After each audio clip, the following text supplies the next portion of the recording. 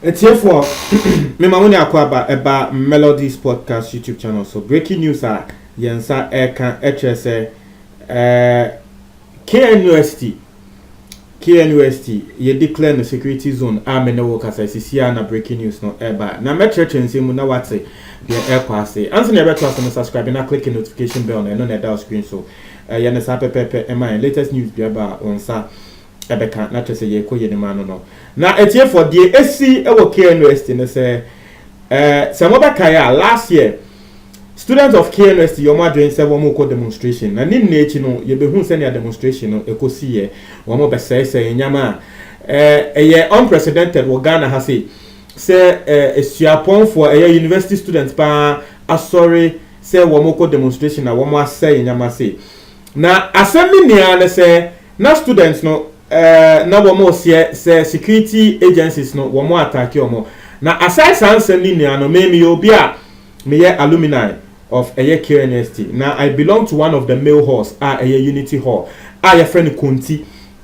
Now for Unity Hall, say last year NAD 50 years. Now for the 50 years straight, now Unity Hall, hall bia ye beka say mbema nko hall. What ya say hall bia ye see ye say mbema nko na entinim. Na another male hall bia ye friend Katanga. Ebinu esanso friend University Hall dodo na friend Katanga no eno nso ye mbema nko hall na KNUST fo mpanyifo esore ye eka se saa two mbema hall si womo de mba ebem for over 50 years a halls two way aye mbema halls no new vice chancellor sorry ya wo say wo de mba ebem nti students no woman antiasie na wo ye demonstration na etie for mene wo kasa ebedane nsem bebre ebedane political say politicians by ebeka say VC no wanting a baby just say nsem bebre ema ni echi no the ebesi and say otumfo say tutu who is the chancellor of the school sorry ye eka say asem no aban enjaima no abeka asem no otumfo ankasa ka asem na say bibia beto din na etie for say nsem beto din no over a year ni na students no ehu ne say okay the etia yako demonstration no impanyifo no behwe ama sa reason no omo solve am but up till now still impanyifo no solve it up till now that thing is still there na say uyobi a we ni elder from tertiary institution now don't say freshers asha say womo ko school just say KNUST first years for womo asha say ye free ebimo aba school na womo ba no womo ko hwe ya hola na ye ka say mbema ho am besesa ne ye mix ye ba bontin ye be ye demonstration mo ka say mo betena se aye no still mba ebem inti alumni ye ka alumni say womo a womo awie school womo afa school ni mo awie no womo ye omo agyen say womo sanso ebe ye demonstration na yesi say owo aka open uhunsunso na eya na wusuro na eya empanyinfo bi womo hwe banbo ho nsem e wa Asante region asori enyante ye say womo say alumni for aye omo agyen say womo be ye wo ye che e wo KNUST school nim na esan say the last oyeche course wo school nim no ye hu die si ye ninti no womo suro sisi ano oyeche we esanso ebema bidiesi nti no the information about bontin sisi amene wo ka say KNUST has been declared a security zone and woko ho a soldier for national security for the police for ekogu KNUST no etie for enye easy na me wo letter bi e wa ha say letter no every office of the Ashanti Regional Coordinating Council wo hwa sisi na eba bontin a press release. Now, say the attention of the Ashanti Regional Security Council has been drawn to intended disturbances on campus of Kwame Nkrumah University of Science and Technology. Now, the opening paragraph, no, asema womo can say, wohwe Ashanti Region Councillor and yebeka say ekua womo hwe banbo munsem no. Womo say womo nyante ye say nkrofo bi womo eko school and nkrofo bi ayo ma gen say womo bema basabasa yo AC ewo KNUST na che say womo ebe attack school properties na nyama and only opening paragraph no. Now we really know also say that some members of the alumni are instigating their members and students to engage in activities that will disturb academic work and peace on campus. Secondly, and I make us the second paragraph no the work can say was see ebi mo when school no one more share say the students need be one more air planning say one more best say in yama e school nim sa nyama yi e be disturb academic work and na asumdwe e campus no e be disturb no they say send a demonstration last e disturb academic work disturb asumdwe because ye be saki student ni nyama o mu kofie ama ye kate e academic work what you say ebi mo na wo mo ye project ni nyama ni na ye be cancel no now we no no the chance say the Asante Regional Security Council hereby directs that any person or group that has grievances against the Kwame Nkrumah University of Science and Technology should report it to the appropriate authorities for redress or necessary action. You also can say owo adie bi ka na wo hu say bia K University wo mu ye bibi wo ho na we ni nche ho a yesre impenifo wo ho a wo ni obo ebe kasa.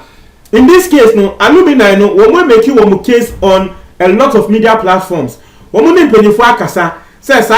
mmema horse na mo asesa a mo masisi a emba abem no ye ni enje ho na mo nsesa no. Into wo share this third paragraph asema wo kan wo be hu say alumni no masa wo mo be kasa asem we de eyemboguo because ye ni mo akasa say ye ni enje ho still mo de emba this year yate say mo de emba eba horse nim ada na mo ye bibisa na asem we ya asem bia personally no say na me din kan tell no I'm also an alumni na asem we it affects me because ye mo bi no K University a ye call ye mbemme mo ye koda na ma sebe fairway efi ye ni so ye mo be no before ye be call university no na say senior ende ma ba me ne mo kasa ankrofo tumi be di matem na nyama no first no na nka me tumi nye BBC because obi e di matem a mesuro but ye kwatena mbemme mu eye mail horse no e ma ye mu bi no ni be ye den ama sisi a obi di watem ka o masa unfi because attendidie no ye di wa ma trese akwa obi a wako school university bia ana wako school K University a wada Katanga ene konti bia no wo betrel say e hodie attendidie na ye di chia just say good morning na nkofo kan good morning no e ho no e attendidie na ye di chia good morning into you obi a sebe wo bi di watem na obu efu kakra wo bi di watem na obu efu kakra obi di watem na wo mpa we ni be ye den what you say ye mu bi no adwuma ende ye no eye school na ye call ye no baby a ye koda ye no e na man ya honden e man say ye nso ye mbra bonten na ye ne amansan embe kasa because some of the topics be out to me hu say me kasa was so people come attacking but still we never backtrack what you say sa suban me ye mu bi ye kosua ye say ye koda embe memu eye mail horse no nti the obi a wada mail hall bia e wo university e wo Ghana ha say no wonim there's some brotherly love between you guys bibia mo ye bia obo say wo mo air support what you say na obi a wako K University embra na continue Katanga eye mail no obo say embema na wo mo da mix horse no o mo kra be catch they just envy continue Katanga for no most of them because send your guys wey ba we back together we mo ye bibia together na nyama na ye nkrofo fe it is see am be say sa de no e she boys and aside that no this male horse ni no they had traditions all the horse no na we mo ni sa traditions no but male horse no they had traditions inti ye to me tra mamre and nyama sisi asa mamre ni na ya betu egu inti alumni na wo mo ko school e wo ho na asem wey e ya de a eye o mo ya pa na me better me backtracking for let's continue with the letter the Ashanti Regional Coordinating Council and Security Council wo mo de abeto abonten no na ye ko the fourth paragraph na fourth paragraph was say the general public particularly parents and guardians are advised to caution their children and wards to abide by the university regulations and refrain from acts that may contravene the Public Order Act. Not just say yene awofo kasa se sebe mo ne mo mankasa ebia na o ma yo mo adwen se wo mo be yes demonstration ni bi mo no mo nkasa na tese wo mo ntwe mo ho enfiri mu.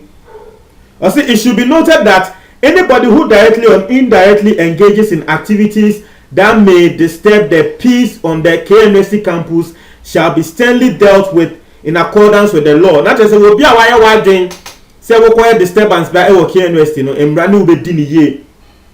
Also meanwhile, the KNUST campus has been declared a security zone until further notice. Not just say yes, this year no, you declare KNUST campus in security zone. One of the security zone they will call highly guarded. Akwaya say the presidential office, the Flagstaff House and the Jubilee House, and your friend Ibiano. Places such as those are highly guarded. It's your case security zone and not just say highly guarded. That's here. Was it the Regional Security Council urges the general public to strictly observe this directive since any breaches may attract the maximum legal security penalty or sanctions associated with it. We share Onipakwa will release that statement here. Or you're the chairman of the Regional Security Council. Our friend is Simon Osei Mensah. Maybe the NSA, yes, Remo. Sa same way, sa continue Katanga na mo abeye na mix for no. Mo de mo impenifo no me sure say e yo mo say Uganda na wo masa we mo de wo mo demonstration no ye nja ne sa wo say asem na ebewu. This matters ya yakọ school wo ho no asem we asem bia eda yakoma ho. Asem we asem bia eda yakoma so. Eda yakoma so a etiefo. Se mpenifo na anye bibia amfa ho a every year nkofo be plan so be ye bibi say. Now if the cup becomes full, me can say bibi boni bia nkosi but mesremo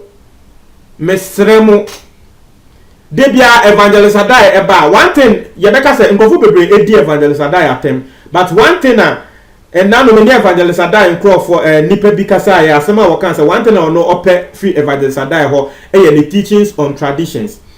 Now evangelist adai kan some of the traditions no he learns them when he was in way because evangelist adai ho na me dano na evangelist adai so na woda unity hall I friend continue. It is a hall of tradition. Uko ho ye trewa mamre asante mamre senya ahine cheche se ye trewa sanya mani na basisia no sanya mani nya wo ma be buegu o ma boni na egu ati ase intino I'm using this opportunity to even call on evangelist Adai yesrew sa videos na wo ye on we no mesrew o de evangelist Adai we de video e wo so ma me KNUST no yesrew because me no na da hall ba ko etiefo mo ntwe mo adwen e wo comment box ni mo me da say